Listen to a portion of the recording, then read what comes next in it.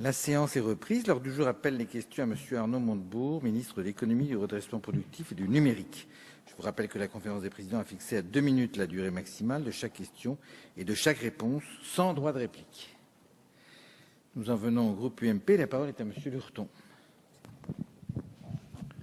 Oui, merci Monsieur le Président. Monsieur le Ministre, je souhaite appeler votre attention sur les difficultés posées par la mise en œuvre du compte personnel de prévention de la pénibilité dans les entreprises. Instauré par la loi du 20 janvier 2014 relative à l'avenir des retraites, le compte pénibilité doit permettre aux salariés exposés à des conditions de travail difficiles de cumuler des points qu'ils peuvent ensuite utiliser pour financer un temps partiel, se former ou bénéficier de trimestres de retraite supplémentaires. De nombreux entrepreneurs de ma circonscription m'ont alerté sur les difficultés d'application concrète de ce dispositif dans la réalité quotidienne de leurs entreprises et sur les difficultés économiques qu'il peut engendrer. En effet, les artisans, commerçants ou dirigeants d'entreprise seront demain dans l'obligation de se livrer à un suivi permanent de leurs salariés, poste par poste, situation par situation, en tenant compte d'éléments d'évaluation complexes et d'activités souvent imbriquées. Savoir si le menuisier qui a posé un coffrage à proximité d'une source de bruit a été affecté par ce bruit, savoir si ce même menuisier a dû porter des charges lourdes, évaluer le taux de pénibilité que cela représente pour lui, autant de faits et de gestes difficilement quantifiables, difficilement évaluables. Le compte pénibilité risque d'être à l'origine de nombreux contentieux. En effet, la loi ne pourra empêcher les différences d'appréciation entre employeurs et salariés quant à la pénibilité des travaux, une forte dégradation du dialogue social en perspective. Si la pénibilité est un sujet important à appréhender, l'approche imposée par la loi est dangereuse pour la compétitivité et pour l'emploi, autant de contradictions avec le pacte de responsabilité et le choc de simplification annoncé par le président de la République.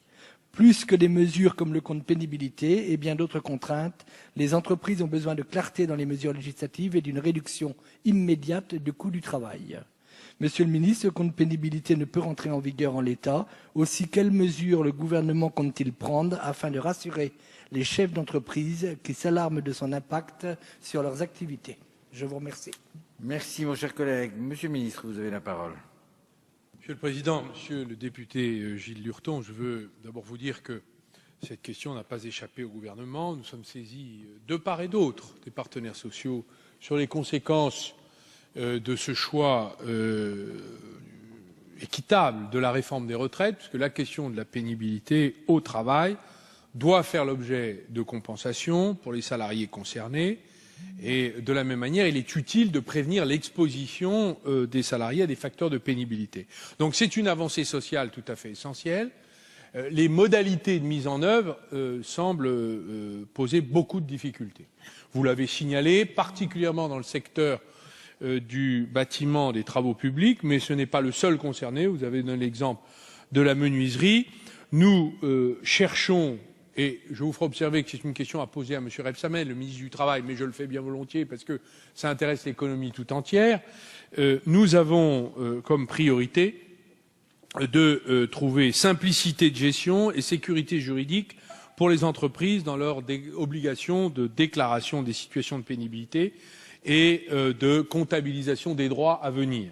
Alors nous avons demandé, le gouvernement a demandé à M. de Virville, qui est un homme, un ancien directeur des relations humaines, qui connaît bien l'entreprise, qui est par ailleurs aujourd'hui à la Cour des comptes, une mission visant à prendre en compte toutes les revendications détaillées des organisations professionnelles, secteur par secteur, pour voir comment adapter cette législation, pour obtenir simplicité de mise en œuvre, équité dans l'ouverture des droits, de manière à trouver une solution, y compris avec des seuils, pour ne pas donner le sentiment d'alourdir la tâche de ceux qui se battent à la tête de leurs entreprises, ainsi que les salariés qui les accompagnent. Merci.